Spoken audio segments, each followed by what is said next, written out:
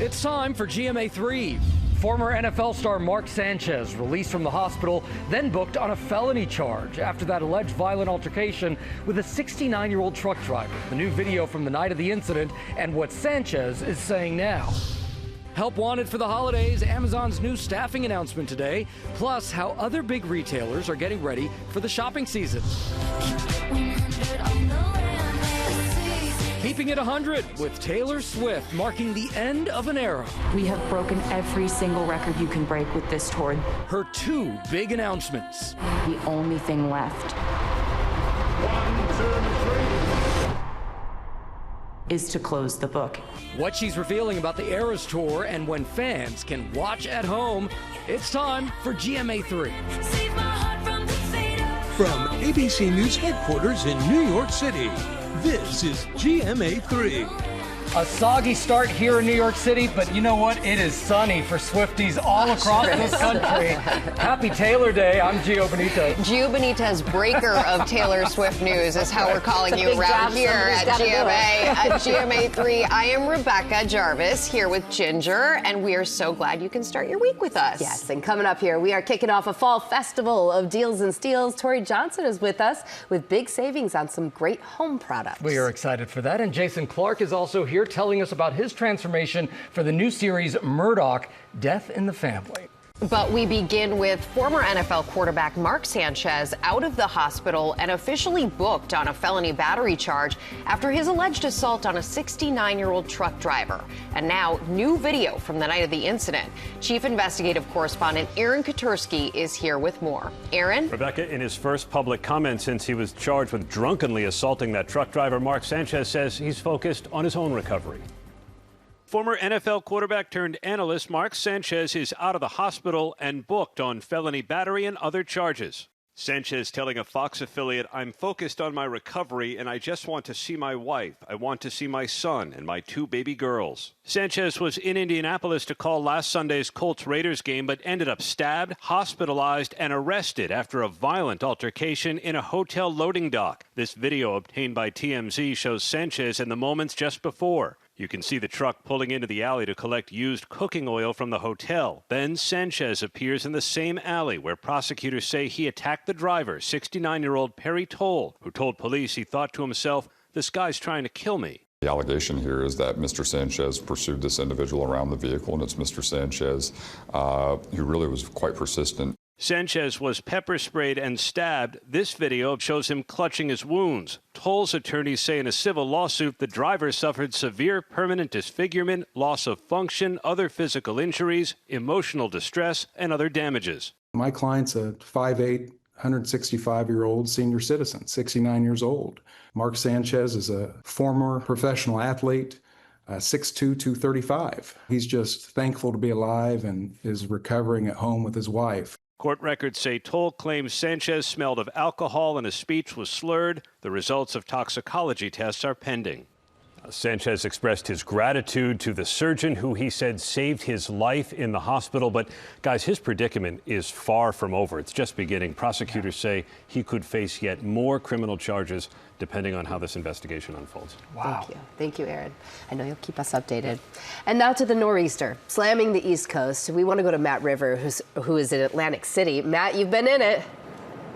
Yeah, you know, it's one of those days here at the shore where no one is on the beach except us guys, and for good reason. This nor'easter really causing a lot of havoc up and down the coast. The main threat right now, coastal flooding, but also some beach erosion. I just want to show you this here in Atlantic City. You can see a good, 2-3 feet drop off there with the beach erosion. This is the kind of thing that we're going to see play out through the rest of the day today. This storm has been wreaking havoc up and down the coast. North Myrtle Beach down in the Carolinas getting hit pretty hard. Debris washing up in different places in Buxton, Virginia. We've seen cars trapped in the sand. The storm really just really causing a lot of chaos, including at the airports, especially here in the Northeast. We've seen airport delays, not the kind of widespread across-the-board cancellations that often happen with these kind of storms, but certainly there have been delays. As we go through the day today, coastal flooding remains the biggest concern, guys. No question about that. High tides coming in, pushing the seawater up into coastal communities. That causes flooding locally. That's certainly what officials are on the lookout for right now. And the good news, Matt, is that you're almost through. We're going to get rid of this thing. So really, guys, the next 24 hours is the bulk of it. And really, we're almost done. The winds are what most people are going to notice the most, because if you're not right at the beach, you don't see that erosion and the coastal flooding. But you could see easily 30 to 40 mile per hour gusts still up through the Berkshires, the Hudson Valley, through tonight. And then by tomorrow morning, things start to settle down. That low pulls away a little bit. And by tomorrow night, we'll finally say goodbye to this nor'easter. Yeah, I was in South Florida this week, and we have hurricanes down there. They don't understand the nor'easters, and they were like, is that basically like a hurricane? Different center. Different. Yeah, different, yeah. But you know different what? in the way that it forms, but a lot of the impacts can look similar. Very messy. All right, Ginger, thank you for that. All right, now to major retailers in the holiday hiring outlook. Amazon making a big announcement on its plans. And you know who has that, Rebecca Jarvis. Well, and Gio, part of the reason we follow this is because there's a lot of people looking for side hustles right now. There's a lot of people looking for more cash in their pocket. This is one way people do it around the holidays. Amazon will hire 250,000 workers who can earn, on average, over $19 an hour. That's $1 more than they were offering last year. And new job postings will roll out every week now through December. Meantime, Target and Walmart, instead of a big seasonal hiring push, they are mostly offering additional hours to their existing employees. Target's also going to tap into its on-demand team. That is a group of 43,000 employees who pick up shifts to fit their schedules. If you are looking for a seasonal job to turn it into a full-time opportunity, Kohl's is hiring across the country in their stores, distribution centers, and e-fulfillment centers with the potential to transition into long-term. Macy's is also hiring for the holidays, and not just for Macy's, but Bloomingdale's and Bluemercury too. They are looking for full and part-time employees for their stores and their distribution and fulfillment centers. And guys, they have an in-person hiring event at select stores, and that comes up on October 23rd. So mark your calendar for that. Good opportunities. Yeah, it could a lot be. of opportunities. Yep. All right, thank you, Rebecca. All right, coming up, no one does Easter eggs like Taylor Swift. You know that. We're gonna crack a few in pop news with Will Gann. Who else? There he is. Do it. There he is. Hey, we got to do pop news. Yeah. Will's here. I was waiting for you to dance, to pop up. You were all excited about Taylor. That's what happened. On the land, the sea. I could. And y'all, I'm wearing the Eras Tour shirt for a good reason. We begin pop news with the one and only T Swift. Her most recent album, The Life of a Showgirl, officially the biggest album debut in history, with over 4 million equivalent album units in the U.S. alone. And now Taylor's ready to pull back the curtain for her fans, announcing not one, but 2 projects in the works, marking the end of an era, and I mean that literally. Swift revealing that a 6-part docuseries called The End of an Era will take fans behind the scenes of the record-breaking Eras Tour and featuring unprecedented access to the development, impact, and inner workings of the show. And she's also closing the chapter on this book, giving fans a full concert film captured at her final tour stop in Vancouver last December. The first 2 episodes of the End of an Era docuseries and the Eras Tour final show will begin streaming on December 12th on Disney+. I was getting texts from people saying, wait a minute, series? Yeah, we're talking about a series. What was your reaction? There's not enough volume control in here, and I don't know if the delay is up enough. Sure. Yeah. But I was very, very excited. I'm excited. And Isabel and I, my daughter Isabel and I, were at that final show in Vancouver for Good Morning America. It was an amazing show. Maybe we'll see you on the Disney Plus special. Yeah. Not. And it comes out on 12/12. This was her 12th album, so, the Easter eggs are Easter egging, and let's talk about more of them that led us to this point. First up, if you look at the entire track list for The Life of a Showgirl, the songs form the shape of the Eras Tour stage. See it on the side there? This is actually an Easter egg that Taylor herself has confirmed, so it's only natural that Swifties were preparing for a return to the Eras Tour.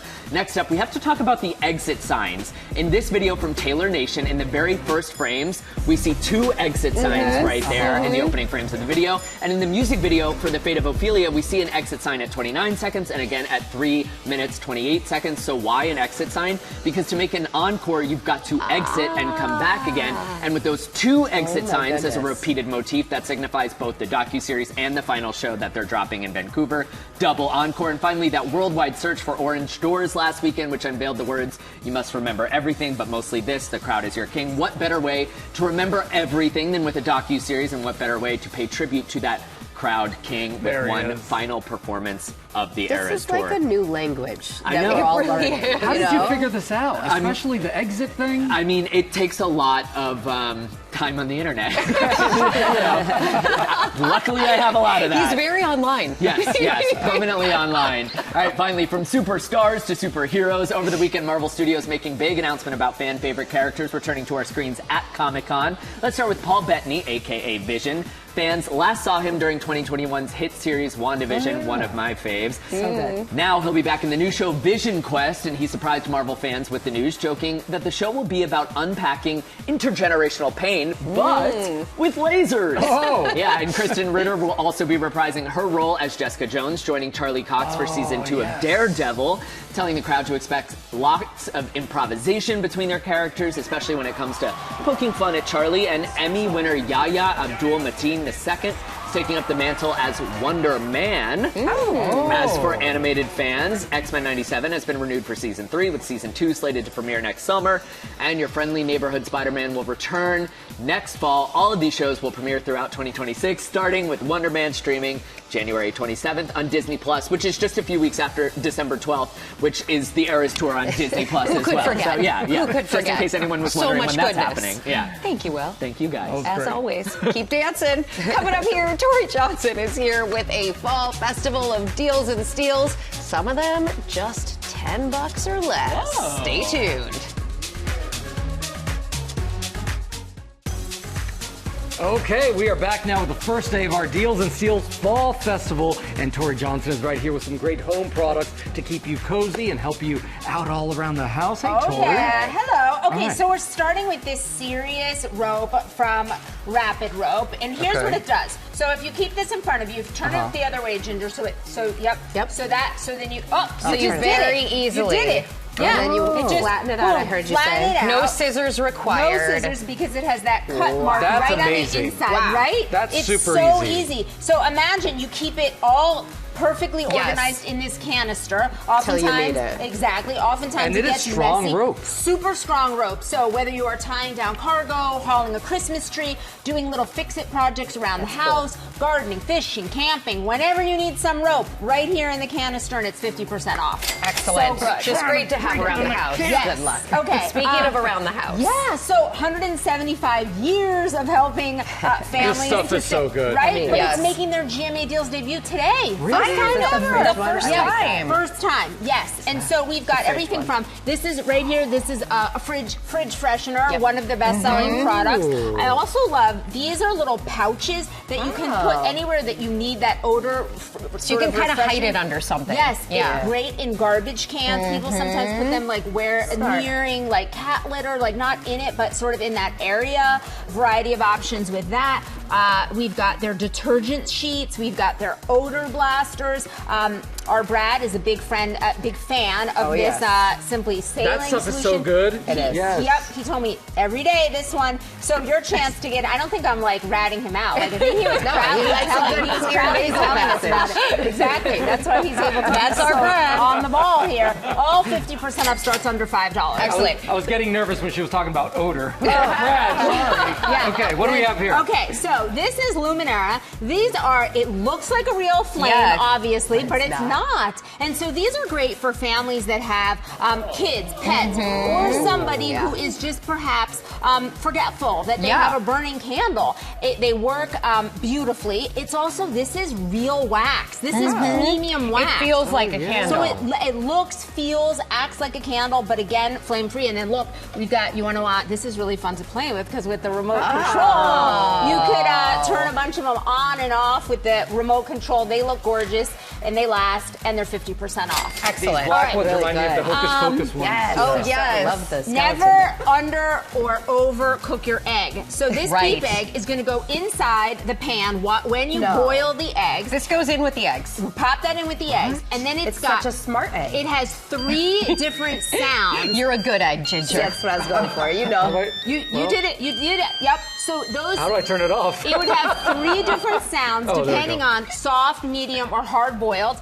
And then we've got chef al dente for the pasta to make sure that you get the perfect pasta. Yeah. You pop those in to boil, and you won't have to think about a thing. And they're all 50% That's off. cute. Okay? I love Isn't that that idea. smart? Like so much All pasta right, testing. feel how soft this So, is. Put so your plush. hand in here. It's Oh, so yummy. so nice. Minky Couture, you get super softness, great design that you want to have on display. We've got their brand new stockings as Beautiful. well. These are so gorgeous. good. You just want to cozy up. Yes. Up to 60% off plus free shipping from Minky Couture. Perfect. All right. And then finally, maybe the best broom around because Yes. with Broom Bee, it's going to pick up every single thing. So pet hairs, dirt. You could take it in front there if you want. But This is a because of broom? that, yes, it gets things that regular bristles can't, like glass, shards, any kind of dust, you name it. We've got the big one and the babies, all like a 50% squeegee off. for the floor. Yes, exactly. Tori Johnson, you always got us covered. Thank you, honey. You can shop all these deals on our website. Just hit that QR code, and we will be right back.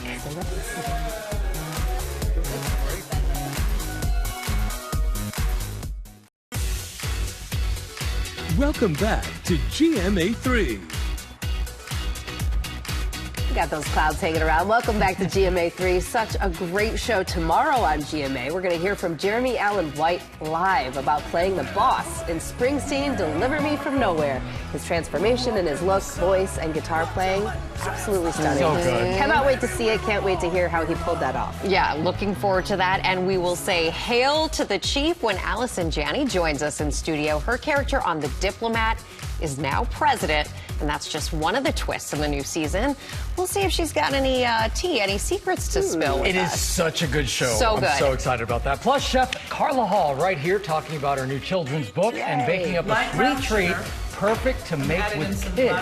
So that's coming up here. We are looking forward to all of it, but we're going to turn now to a new trend in plastic surgery. More and more young women are opting for breast reductions. The number of women having that surgery is up 86% over the last 10 years. And Faith Abube has a look at what's behind the increase.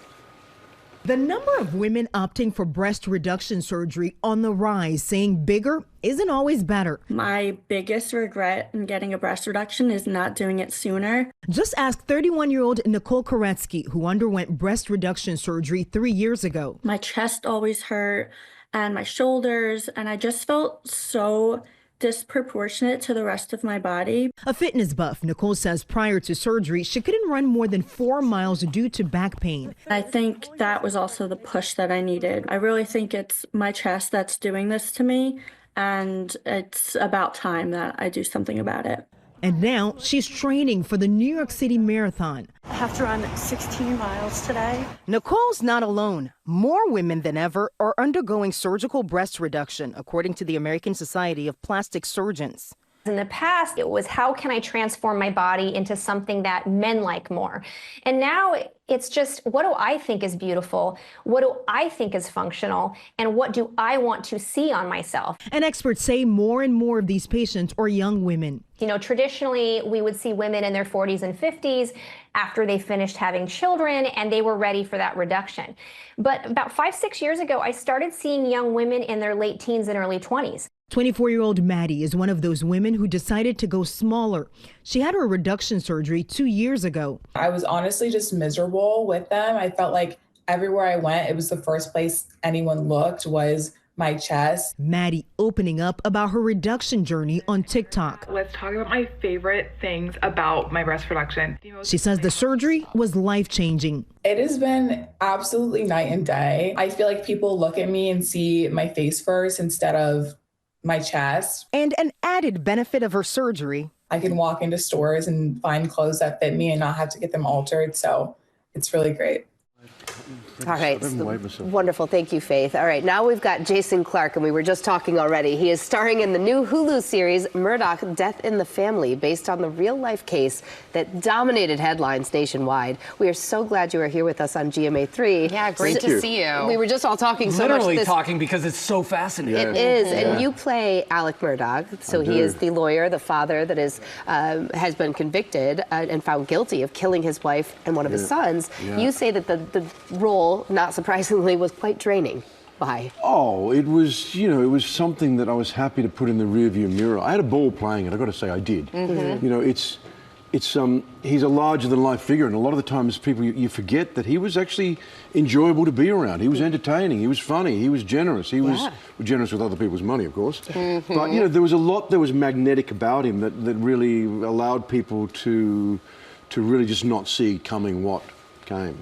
Wow, yeah, so many people are commending your performance, but you also were playing with Patricia Arquette as your wife, or as Alec's wife. Alabama. What was it like You're working so with cool. her? No, it's like that's one of my favorite performances. Yes. Alabama, she's extraordinary. Look, she's, you know, she's rightfully where she is. She's a much-loved American icon, you know, and a worldwide icon, and like a lot of great actors, it's easy, you know what I mean? Because you forget that we have to create a relationship. You know, we have to create a loving husband and wife, and they were. Yeah. You know, they really were. They had a full life, and there were problems and issues and all that. But she ended up, like a lot of people in this story. You know, responsibility and lack of responsibility, and everybody involved led to this insanity by a man who was, you know, incredibly selfish. Incredibly selfish. Being very simple. And you poured yourself into this role. We were just talking, you gained 40 pounds 40 pounds. for it. I did it the old-fashioned way. You did it the old-fashioned way. I want to show people a clip. I gotta go. Where are you going? Oh, something's up. With Eddie? Whatever that lowlife wants can surely wait. It's my cousin, Mags. Maggie? Maggie, call from the caterer. I'll be right there. Hey, we got family here. You ain't gonna miss me none. They're gonna be out till sunrise. What do you want me to do, Mags? Huh?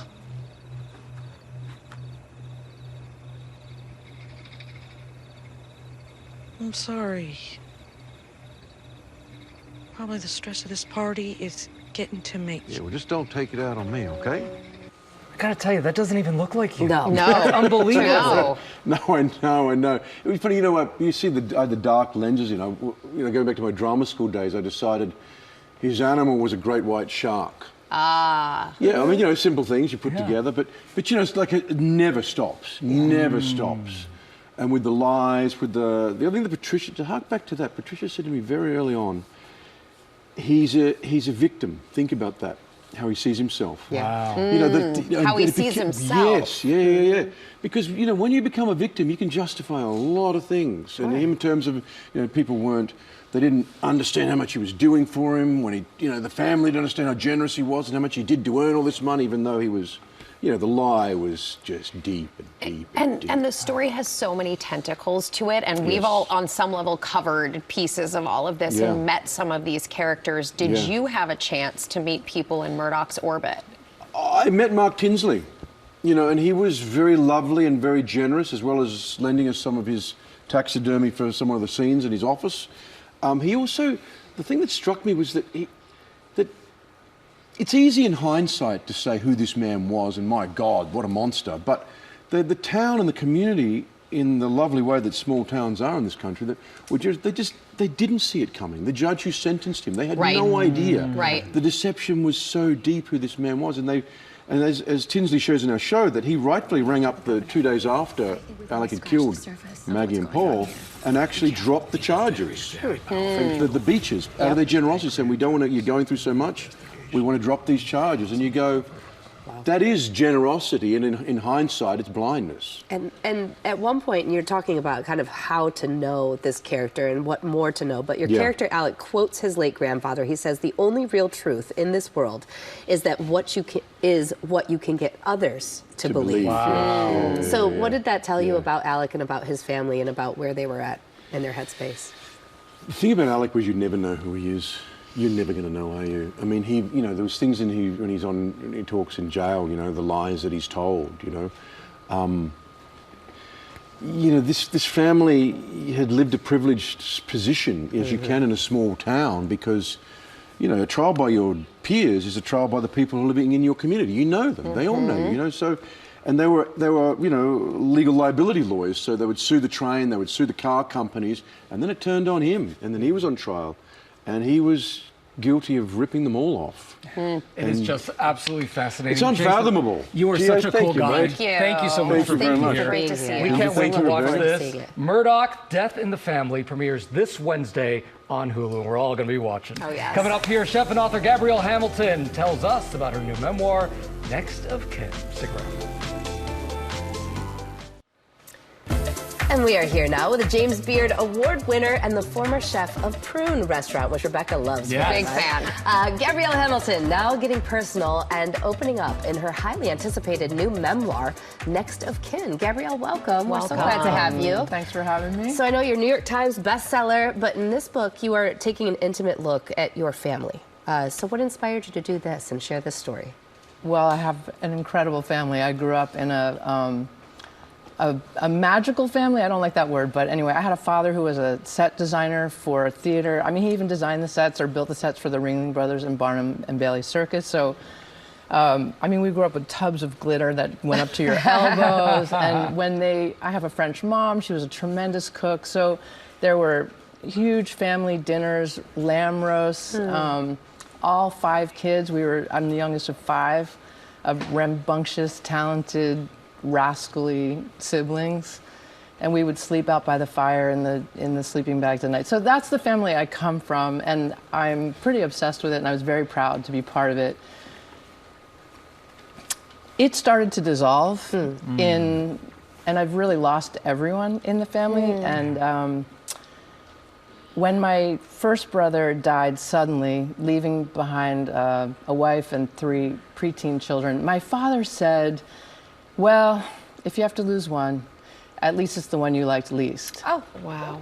And this kind of candor we were very accustomed to. We grew up with this, but even at the moment, I thought, this is a little sharp. And I had just had my first baby of my own. Yes. And so I was still sort of romanticizing that kind of honesty, that kind of candor that we grew up in, but at the same time, I thought, I'd like to do something slightly different. And I could see that there was a story here, something to examine, and that's what Next of Kin ends up being, an examination of these family systems, where why are we all dead and estranged from each other? How did that happen? Right, and it's this juxtaposition, you know, this very idyllic childhood with the pain. What do you hope people take away? Yes, I've been thinking about this. I mean, if I could just fix all families for all time, that would be great. But I think there's a real pattern of estrangement happening. I think there are a lot of parents cutting off children, children cutting... I mean, we don't create our families hoping, well, in 10 years, I hope we all don't know each other. Right. And we've all broken up with each other. And I think it goes on a lot. So I'm hoping that there's some redemption, if you... with your own families. Well, you were just talking about your dad, and I know you describe him as this sort of like larger-than-life man who just loves storytelling. You must have learned so much about telling stories and writing from him. He was a real romantic. He was so romantic that sometimes he really forgot some of the details, like leaving all the kids at the end of the ski day at the mountain, and he'd drive home already having had his glass of wine, and then remembering that he had to go back and get the kids. So I think I've learned from him some of the romance, but also some of the practicalities. And his big lesson of all time was professionals deliver and amateurs explain. And I think this is harsh to learn when you're 8. Say that again? Oh, wow. Professionals deliver, amateurs explain. That's good. It is good. It's not great when you're 8. Trying to like drive the family car. Always be closing, Gio. Always be closing. That is a tough one but to I've learn. kept it my whole life, and I really do want to be thought of as a person who delivers. So yeah. Wow. I'm curious, you know, you talk about what you hope people get from this book, and it reminds me about you with your restaurant, with Prune, bringing people together. And Prune had to close during the pandemic. Is there a shot at another restaurant in your future? Well, if this writing career doesn't work out, maybe we'll go back. But I love to cook and I love to clean, and I actually really love to be hospitable. And I think I can be in the hospitality industry, if you will, through writing. So I want to make sure the table is set, metaphorically speaking, that there's something good for you on the Nourishing. plate. Yeah. Thank you, Gabrielle. You've done it multiple times over in your career. You're very kind. Appreciate you being with us. Thank you. Thanks for having me. And Next of Kin is on sale tomorrow. Coming up here, we're going to break down tonight's Monday Night Football match with ESPN's Mike Greenberg. Stay tuned. We are back now with a big Monday Night Football doubleheader tonight on ESPN and here on ABC. ESPN's Get Up and Sunday NFL Countdown host Mike Greenberg joins us now with a preview. Greeny. Good to be here, guys. Thank you for having me. Greeny in the house. And guess who else was in the house? Taylor Swift last night. And apparently that is a good luck charm.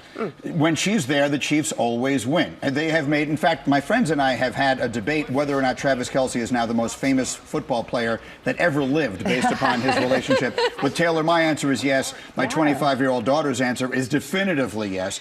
But the Chiefs made a statement last night well beyond that. They made a statement that they are genuinely back. They have been in the Super Bowl 5 of the last 6 years, and I think smart money says if you had to pick someone from the AFC, it will be them back again this year. Wow. Really? All right. Okay. So the first game of tonight's doubleheader, you got the Buffalo Bills in Atlanta taking on the Falcons. What does your crystal ball say? The storylines are always about quarterbacks, and I think the Bills have the best one. While Patrick Mahomes is the most accomplished quarterback in the NFL, I think Josh Allen is the best player. He is the reigning MVP. His team stumbled last week. They lost a game they probably shouldn't have against New England. So to me, it would be a big surprise if he doesn't play great tonight. Atlanta's defense is a little better than it's been, but I'd be very surprised if Allen doesn't play great tonight and the Bills don't win. You just said it. You think Josh Allen is the best player in the league. My 9-year-old, by the way, agrees. Okay. Do you think that means he takes him to a Super Bowl, though? That was my pick before the season began. Before the season began, I picked Buffalo over Detroit in the Super Bowl, and I don't see any reason to change that. The Bills, for those who don't know their history, and their fans in particular, are the most starved, tragic of fans. They're the only team to make 4 consecutive Super Bowls at any point, and they lost all 4 of them. They've been achingly, painfully close so many times and have suffered terrible, heartbreaking defeats. I do think this is their year, but they're going to have to get through Kansas City again, and they've never been able to do it before. You've also got the Commanders-Bears matchup after that infamous Hail Mary. Yes. What are we expecting there? Yeah. So this is a great matchup of quarterbacks. So Caleb Williams of the Bears and Jaden Daniels of the Commanders were the first and second picks in the draft last year. And the second pick, Jaden Daniels, played great. And this touchdown that he throws at the end of that game last season propelled the Commanders all the way to the NFC Championship game, and the Bears' season completely collapsed after that. So Chicago gets a chance at revenge with a new coach. Quarterback is playing a lot better, but that's really the storyline. Which of the quarterbacks looks better tonight? Because right now it looks like Washington got the better guy at number 2, but I'm a big believer in the Bears' first pick, Caleb Williams. I think he plays well tonight. Everyone on my show picked the Commanders tonight, except me. I like the Bears in an upset. On GMA yesterday, I picked the Bears too. There you go. We'll see what happens. I think they win tonight. Chicago in the house. Greedy, can we talk about your Jets? Do we have to? I mean, are we mandatory? You want to claim Is this right? The only winless team in the league? Oh, it's right. Yeah. Do you see any positives here? No, there are no positives here. The positive is the season only has 11 games remaining. I don't know what other positive there could possibly be. The Jets set back offensive football 50 years yesterday. For those of you who woke up at 9:30 in the morning Eastern time to watch that game in London, first of all, my apologies on behalf of Jet fans everywhere. But I want you to understand what they did yesterday. They had -10 net yards passing. So if you add up all the passing yards they had and subtract all the yards they lost in sacks, it adds up to -10. That's about as bad as it can possibly be. They have now crossed over to the point of being funny. Now it's just embarrassing. I'm actually embarrassed to walk around saying that I'm a Jet fan. Well, the numbers just aren't numbering. I'm sorry. But thank you. Thank you for being here. Good to be here. Let's talk about more cheerful things next time. Next time. You can watch the Buffalo-Atlanta game tonight at 7 Eastern on ESPN and Washington and Chicago at 8 right here on ABC. We'll be right back. That was great. What do you think is better, though? That was fun. That Thank was you so much fun. for watching, y'all. And for more news, check out What You Need to Know anytime on Disney+. We hope you have a great day. And we'll see you tomorrow.